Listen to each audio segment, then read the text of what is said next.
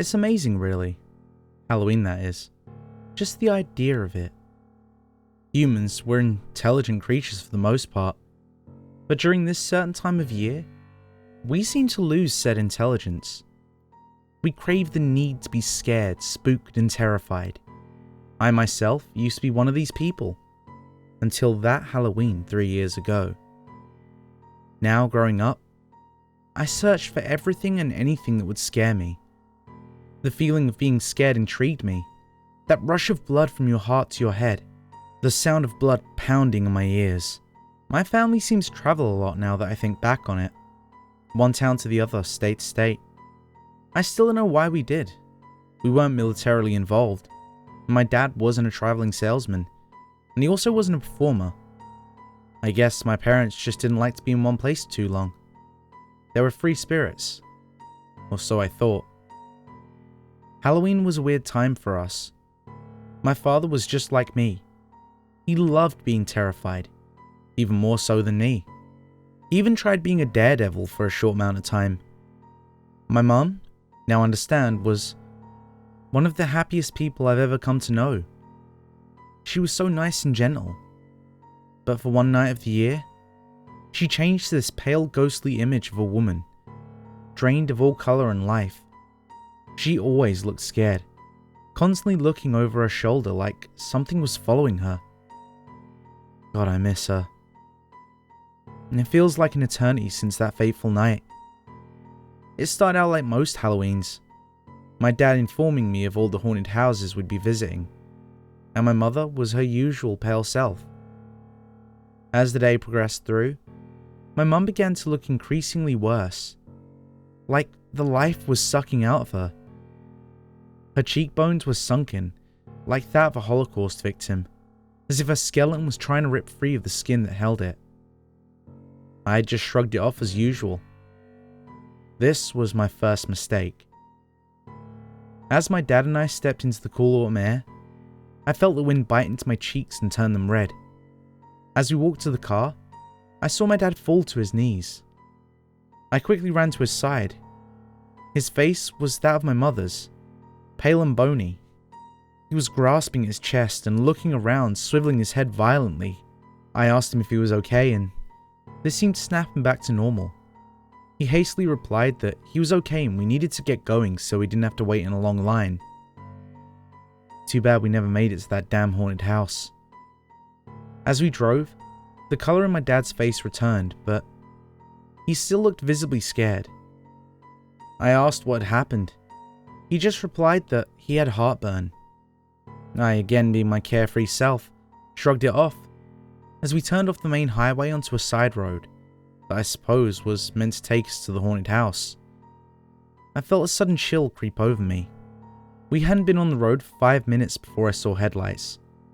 It was an 18-wheeler for some local supermarket whose name lost to me. Now at this point, a lot of things had happened at once. Something or someone ran in front of the truck. The truck swerved into our lane. My dad swerved, but we clipped the truck and went spiraling into the woods that surrounded the road. Pain. That's all that came to mind after these events happened. And the loud rumble of an explosion from what I suppose was the truck that almost killed us. My leg was caught under the caved-in dashboard. I was able to squeeze it out, but this only intensified the pain. I assumed I had a broken leg, or at the very least a major fracture. I observed my surroundings. The car was slammed up against a tree. The front end was basically non-existent. There was smoke cascading up in the distance, with the faint glow of what most likely was the truck on fire. In the midst of the silent chaos, my dad was nowhere to be seen. As I dragged myself out of the car, I noticed something. I couldn't see the road. It just wasn't there. I mean, it was as if the road had never existed in the first place. I don't even remember how I reasoned it out in my head, but again, like everything I did, I shrugged it off. As I hobbled over to my dad's side, I saw that the door was ripped off and thrown at least 15 yards to the side of the car. There was a clear path though, outlined by the weeds and blood ripped in pieces of clothing. Had someone dragged my dad to safety? I remember thinking this, as it was the only logical thing. Unless he dragged himself, but why would he do that? I followed the trail for what seemed like forever, almost losing it a few times. Like he tried to walk at some point, but gave up. After what felt like forever, the woods gave way to an opening. There before me lay a cemetery. But there was something different about this cemetery. It was different from any other that I'd seen. I felt a rumbling underneath my feet, like the dead were resisting the holds of their earthly prison. The tombstones had no names, but were wrapped in chains. Standing in the middle was a figure. It was dressed in black. Beside him lay my father. I called out to it then. Its head turns towards me, and what I saw, I can't describe, because its appearance didn't stay the same for long. 1 minute it was a skeleton, next it was my friends, my relatives, then a snarling beast, one whose name I know not. Then he spoke. His voice was hollow yet commanding. It gave me a feeling that I can only describe as hopelessness. He told me that my parents had committed great crimes. When I asked him what my father had done, he said that he had made a deal that helped him cheat death, and that he'd been running from it ever since. I stood there, still pondering on whether or not this was a dream. I heard an anguished cry gurgle up from my father. Silence.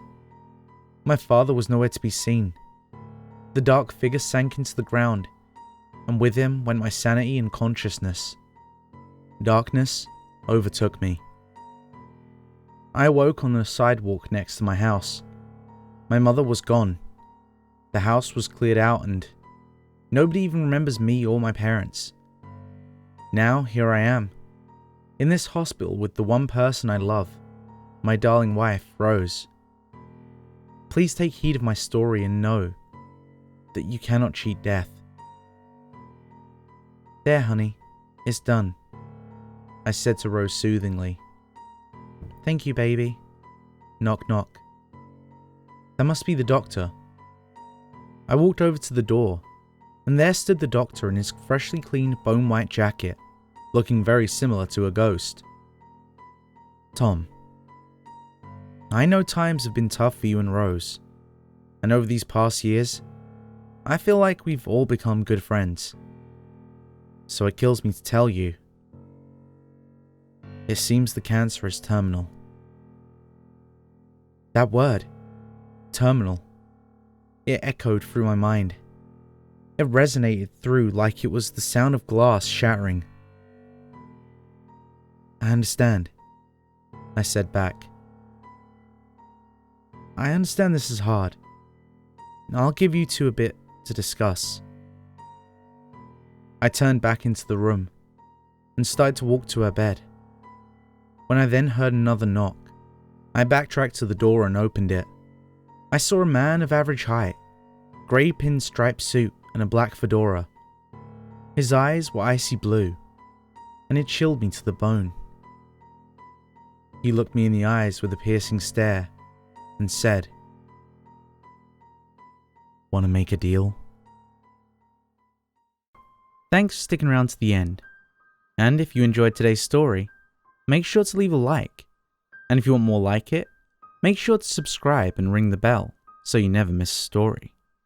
If you need more now, why not check out my Creepypasta playlist? I'll leave that on this card, and I'll catch you in the next story.